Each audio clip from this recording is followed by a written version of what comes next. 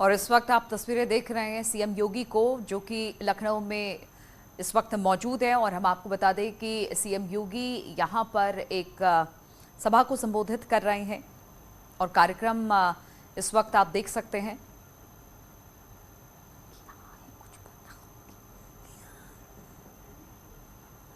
इस वक्त मीटिंग चल रही है।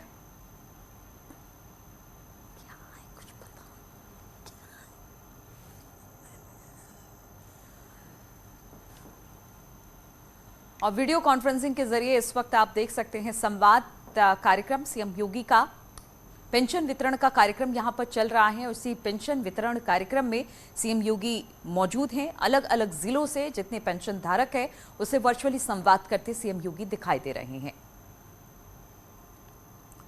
तो पेंशन वितरण का कार्यक्रम है और इस दौरान सीएम योगी वर्चुअली लोगों से जुड़ रहे हैं। अलग अलग जिलों से जो पेंशन धारक हैं वो सीएम योगी से संवाद कर रहे हैं।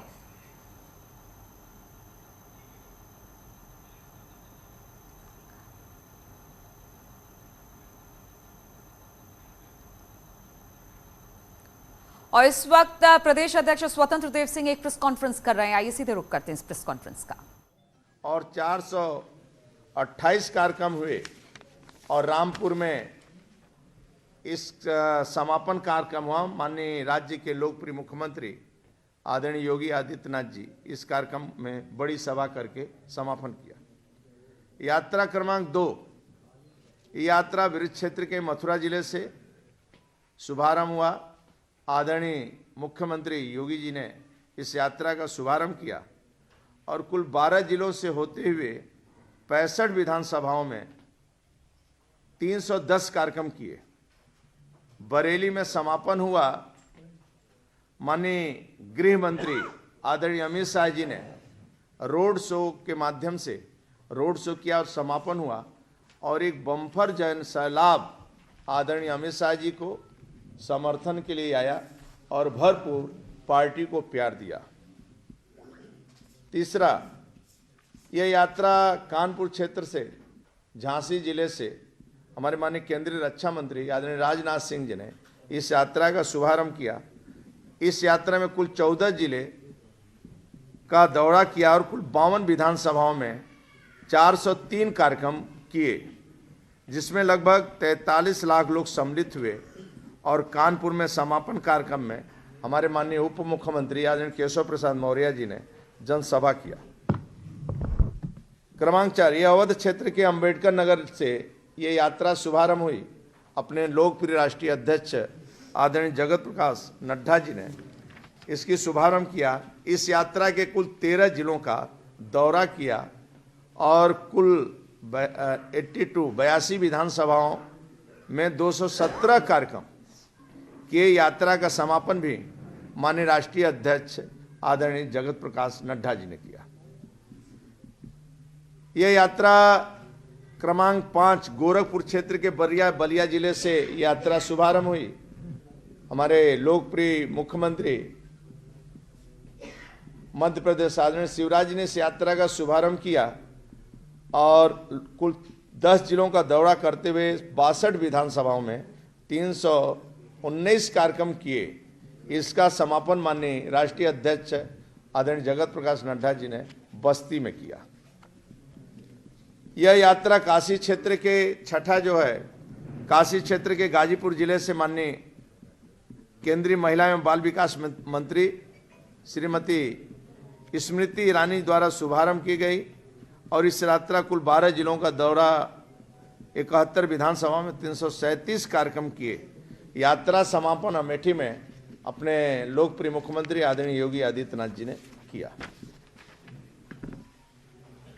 और इन यात्राओं में पहली बार ऐसा रहा कि कोई राजनीतिक दल केंद्र के 7 साल की उपलब्धियां और राज्य की 5 साल की उपलब्धियों को लेकर, यानी डबल इंजन की सरकार किस प्रकार गरीब की सेवा और गरीबों के कल्याण के लिए समर्पित है और रात दिन किस प्रकार परिश्रम कर रहे हैं, ऐसे गरीब, वंचित, शोषित, दलित, पिछड़ा, अगड़ा सभी के बीच कल्याणकारी योजनाएं जो हमारी थी वह सुशासन और विश्वास जनता के बीच में हम लोग गए और जनता का विश्वास जो हम लोगों को देखने को मिला, वह जनता का आशीर्वाद आदरणीय मोदी जी पर, आदरणीय योगी जी पर, भारतीय जनता पार्टी पर, वही विश्वास उसी तरह जैसे पहले था 2014, 2017, 2019, उसी तरह विश्वास अब भी कायम है।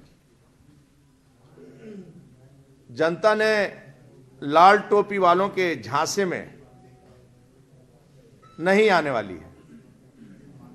वह सपा बसपा कांग्रेस का 15 सालों पिछला इतिहास, उनका कुशासन देखा है, किस प्रकार की उनकी हरकतें होती हैं और सरकार किस प्रकार चलाते हैं, ये पूरा राज्य देखा है और बच्चा बच्चा देखा है और सुना है। अभी भी मां के अंदर वह दहशत उसकी आंखों से नहीं जाती है, न दहशत वह समाप्त हो रहा है कि किस प्रकार का गुंडागर्दी होती थी और किस प्रकार का राज्य दुर्गंध था और किस प्रकार का यह राज्य बिल्कुल भ्रष्टाचार में लीन था। ज़्यादा कुछ कहने की जरूरत नहीं है, इनके पापों का बखान यहाँ करने की जरूरत नहीं है। अखिलेश जी को इस समय सपने पता नहीं क्यों आ रहे हैं, बार बार सपने आ जाते हैं। सपना देखना भी कोई बुरी बात नहीं है, लेकिन दिवा स्वप्न होते हैं जो सच होने वाले नहीं हैं। समाजवादी पार्टी जब सत्ता में होती है तो उनकी सरकार की हर योजनाएं वंशवाद के लिए होता है, एक परिवार के लिए होता है और एक कुनबे के लिए होता है। नौकरी हो, विज्ञापन युवाओं के रोजगार के देने की, लेकिन वह घर परिवार के जेब में सब योजनाएं चली जाती है और यहाँ होटल बुक हो जाते हैं। होटल में एक परिवार के लोग आकर डेरा डालते हैं और वसूली शुरू हो जाती है। कानून व्यवस्था 15 सालों में देखना, बताने की जरूरत नहीं है। राज्य का एक एक बच्चा बच्चा उनके हरकत से परिचित है और दूर दूर तक वह सपा के लाल टोपी को या सपा के चुनाव को छूना नहीं चाहता है। वो कुछ भी ड्रामा कर लें, कौन भूलेगा उनकी कानून व्यवस्था। आतंकियों को संरक्षण देते हैं, आतंकियों से जेल से छुड़ाने की बात करते हैं, सिमी को संरक्षण देते हैं, उनको छुड़ाने की बात करते हैं। गुंडे और भ्रष्टाचारी जो सरेआम दिन दहाड़े स्कूटी और बेटियों और शिक्षिका पढ़ने जाती है, लोग जाने नहीं देते हैं। और लखनऊ यदि पुलिस वाला कोई ईमानदार एक पकड़ लिया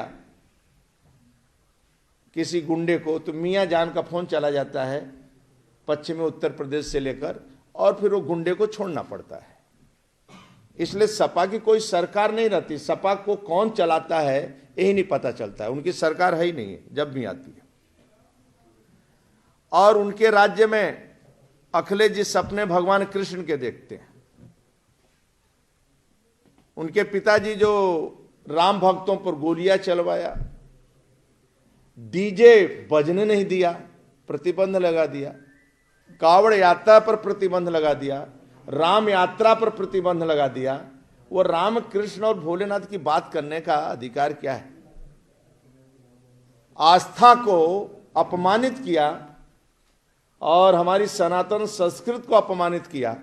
कांग्रेस, सपा, बसपा, सोनिया से लेकर यहाँ राहुल से लेकर अखिलेश यादव तक, ये लोगों को कौन नहीं जानता है। जवाहर बाग की घटना हो, कृष्ण के साधुओं के जमीन कब्जवाने की बात हो, जब इनका सपना टूटता है तो इनके जाने कितने मंत्री विधायक गलत कार्यों के कारण जेल में होते हैं। 2017 के बाद कुशासन के इन सभी प्रतीकों पर लगाम लगाने का काम योगी सरकार ने किया। हमारे लोकप्रिय मुख्यमंत्री टेबलेट खोलते ही दो आइकॉन बहुत प्रमुखता से दिखाई देता है। एक में प्रदेश की जनता के लिए किए गए काम, सुशासन की बागडोर, सुदृढ़ व्यवस्था से जुड़े काम की पूरी प्लानिंग, यानी मुसहर, थारू, बनटांगिया जैसे लोगों को सम्मान नहीं मिलता था, आज उनको पक्का मकान मिल रहा है और कानून का राज है। दूसरे आइकॉन पर हम लोग देखेंगे तो जो पिछली सरकार की, सपा सरकार की कारनामों की कुंडली है, इसलिए हमारे मुख्यमंत्री जी के साथ विपक्षियों के की कारनामों की कुंडली पर लगाम लगाने में सफल हो रहे हैं, क्योंकि सब लेखा जोखा आदरणीय योगी जी के पास रखा हुआ है। इसलिए आपसे बस यही निवेदन करूंगा, आपके माध्यम से जनता जनार्दन का मैं हाथ जोड़कर प्रार्थना भी करता हूं, लोगों से निवेदन भी करता हूं, और जनता जनार्दन का आशीर्वाद भारतीय जनता पार्टी के पास है। जब भी हम सत्ता में आते हैं तो मेरा सत्ता सेवा का माध्यम है, और सरकार संगठन मिलकर गरीबों की सेवा करते हैं। और मेरा, हम लोगों का इतिहास है, गौरवशाली इतिहास है। डॉक्टर श्यामा प्रसाद मुखर्जी, पंडित दीनदयाल उपाध्याय, देश के गौरव अटल बिहारी वाजपेयी, आदरणीय नरेंद्र मोदी जी आज नेतृत्व कर रहे हैं। किसी का भी लखनऊ में या दिल्ली में किसी का मकान नहीं है, अपना कुछ भी नहीं है, जनता जनार्दन का सेवा करना ही यही लक्ष्य हम सबका है। और पंक्ति के अंतिम व्यक्ति को मान मिले, सम्मान मिले, भरपेट भोजन मिले, रहने को छत मिले, स्वास्थ्य चिकित्सा फ्री हो, ये सब भी हम लोग कर रहे हैं, आगे और करेंगे। बहुत बहुत धन्यवाद।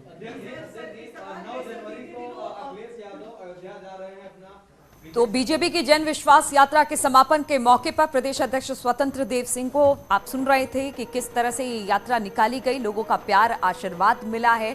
403 विधानसभाओं से 6 यात्रा निकाली गई थी, अलग अलग जिलों में, करीब 19 जिलों में इस यात्रा ने दौरा किया, और दूसरी में 12 और तीसरी में 14 जिलों का दौरा हुआ है। इस बात की जानकारी उन्होंने दी। 72 विधानसभाओं में कार्यक्रम हुए, जहां पर लोगों से, जो बीजेपी के बड़े नेता हैं वो मुखातिब हुए। साथ ही साथ अपनी जन विश्वास यात्रा के बारे में तो जानकारी दी ही कि किस तरह से लोगों का समर्थन प्राप्त हुआ, लेकिन साथ ही साथ समाजवादी पार्टी पर भी बड़ा हमला किया। उन्होंने कहा कि समाजवादी पार्टी सिर्फ सपने देखती है और सपने ही देखती रहेगी। बीजेपी ने हमेशा काम किया है, लोगों को साथ मिल लेकर आगे चली है, और आगे आने वाले समय में भी हमेशा हम यही कोशिश करेंगे कि जनता का साथ हमें मिलता रहे।